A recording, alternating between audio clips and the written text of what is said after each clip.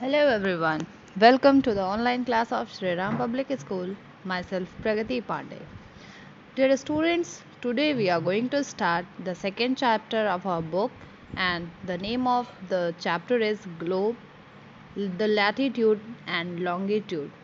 So students, as you know that the globe is the structural model of earth. That means it symbolizes the earth and its shape and the things which are present on earth, the land boundaries and the water boundaries.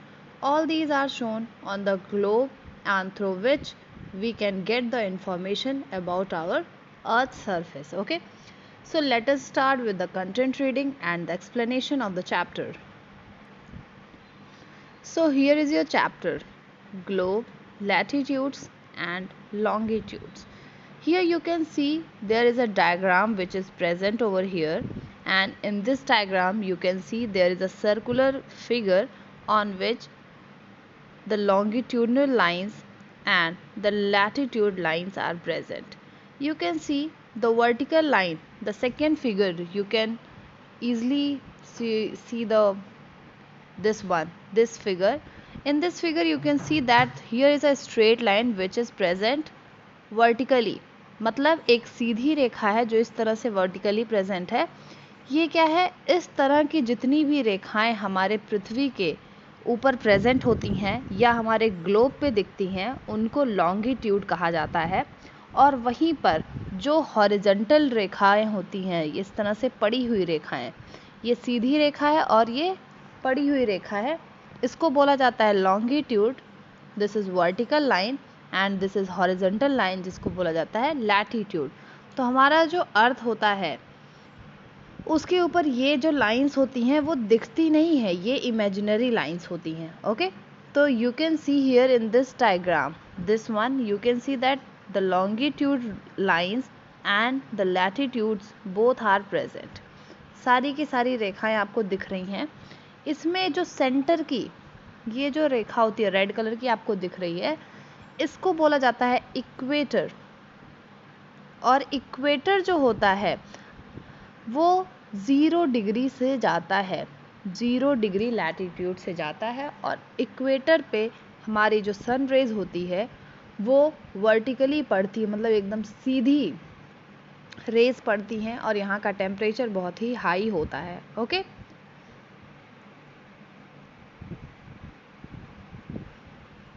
so students, the structure which you are watching right now, this is the structure of globe.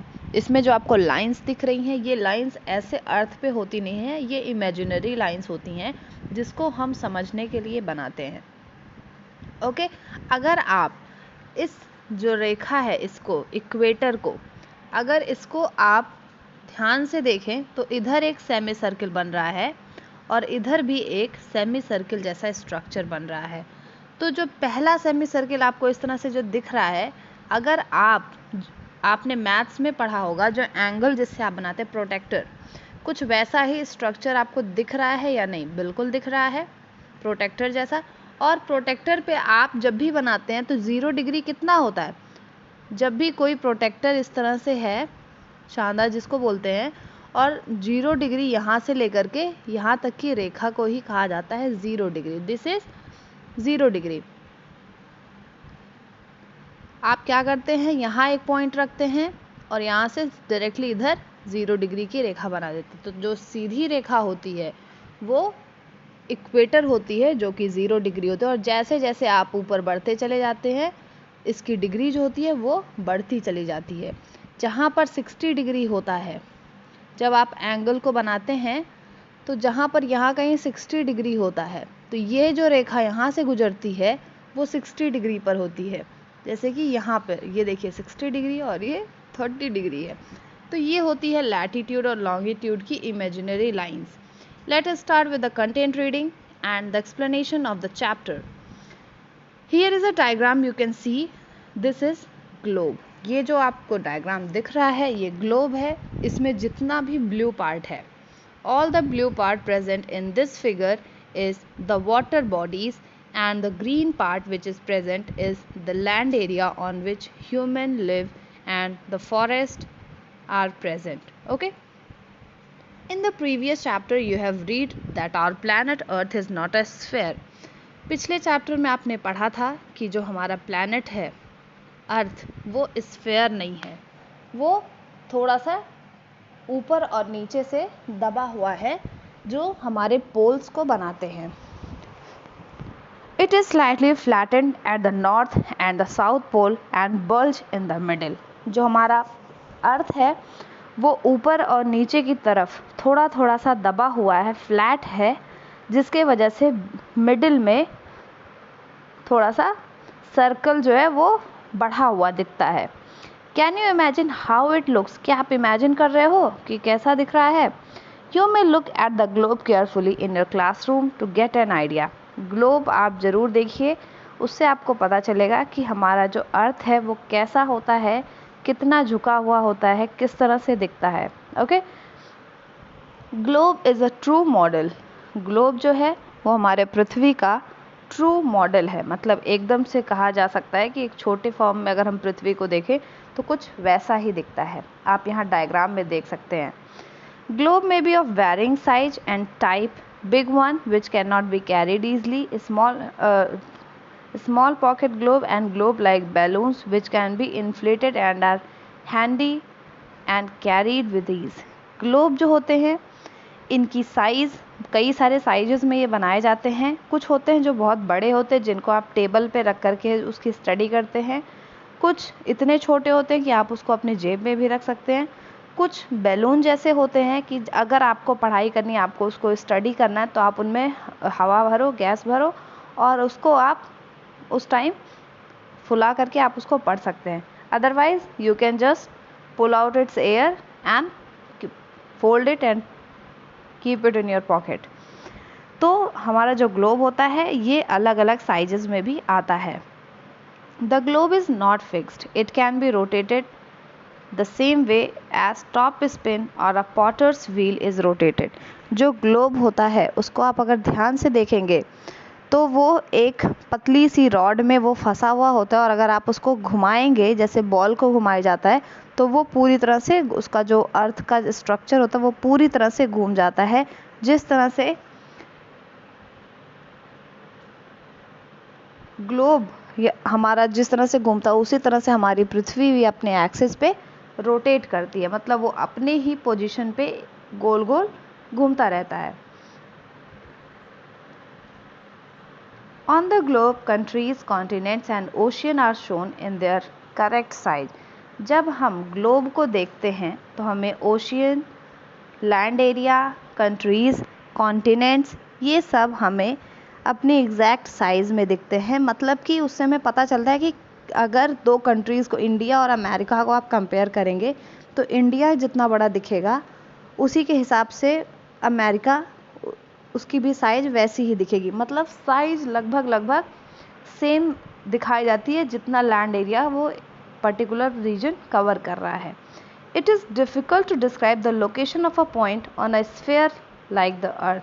कह रहा है कि हमारे लिए ये थोड़ा सा मुश्किल होता है कि हम एग्जैक्ट लोकेशन दिखा सके एक गोले पे जो कि अर्थ, जैसे अर्थ पे अगर आप बस्ती को देखना है तो बस्ती बहुत बड़ा है, लेकिन अगर आप ग्लोब पे बस्ती देखेंगे तो एक छोटा सा पॉइंट ही आप वहाँ पे बता पाएंगे. ये थोड़े बता पाएंगे कि बस्ती का लैंड एरिया इतना ज़्यादा इतने दूर में फैला हुआ है. Now the question arises as to how to locate a place on it. तब अब ये सवाल उत्पन्न होता है कि किसी ग्लोब में अगर हमें दिखाना हो किसी प्लेस को तो हम कैसे दिखाएंगे. We need certain points of reference and lines to find out the location of place. हमें कुछ lines और कुछ points को यूज़ करना होगा जिससे हम दिखा सकें कि ये जगह पर्टिकुलर यही है. मतलब अगर ग्लोब में आपको बताना है कि दिल्ली कहाँ है तो आप कोई पॉइंट रख के ही तो बताओगे कि यहाँ दिल्ली पड़ता है. तो वही कहना चाह रहा है. You will notice that a needle is fixed through the globe and is tilted. You will notice that a needle is fixed through the globe in a tilted manner which is called its axis. जब आप globe को देखेंगे जैसे कि ये है, इस figure को आप देख रहे हैं, यहाँ पे आप देख रहे हैं एक नीडल है जो एक कोने से दूसरे कोने तक इस अर्थ के स्ट्रक्चर को होल्ड किए यहाँ पर ये देखिए। तो ये जो है इसको बोला जाता है एक्सिस, और इसी के किनारे किनारे हमारी पृथ्वी गोल गोल घूमते रहती है। 2 points on the globe through which a needle passes are 2 poles, north pole and south pole. आप यहाँ डायग्राम में देख रहे हैं, ये जो हमारा अर्थ है इसका एक कोना ये है और दूसरा ये है।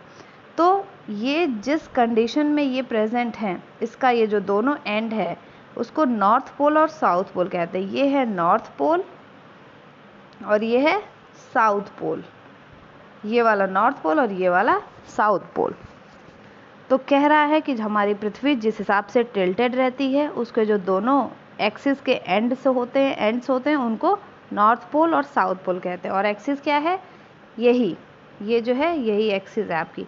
Okay, then after it is saying that the real earth has no such needle. लेकिन जो हमारी असली पृथ्वी है उसमें ऐसा कोई नीडल जैसा स्ट्रक्चर नहीं होता है, उसमें इमेजिनरी होता है, सारी चीज़ें इमेजिनरी होती है।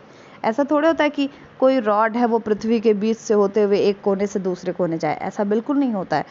पृथ्वी ऐसे थोड़ी सी टिल्टेड होती है और हम एज्यूम करते हैं कि ये हमारा नॉर्थ पोल है और वो हमारा साउथ पोल है।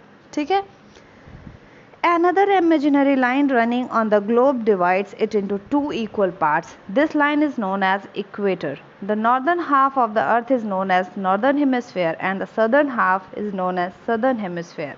Now let us see the structure of globe. ये जो इसको क्या बोला गया?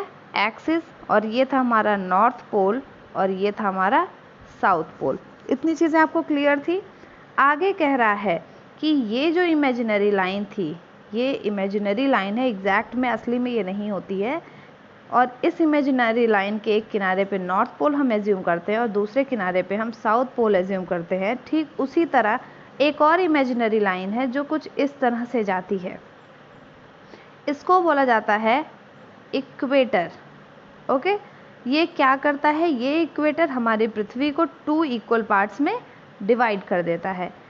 अगर हम बात करें हमारे पृथ्वी को 2 इक्वल पार्ट्स में डिवाइड करने की बात, तो वो इक्वेटर के द्वारा होती है।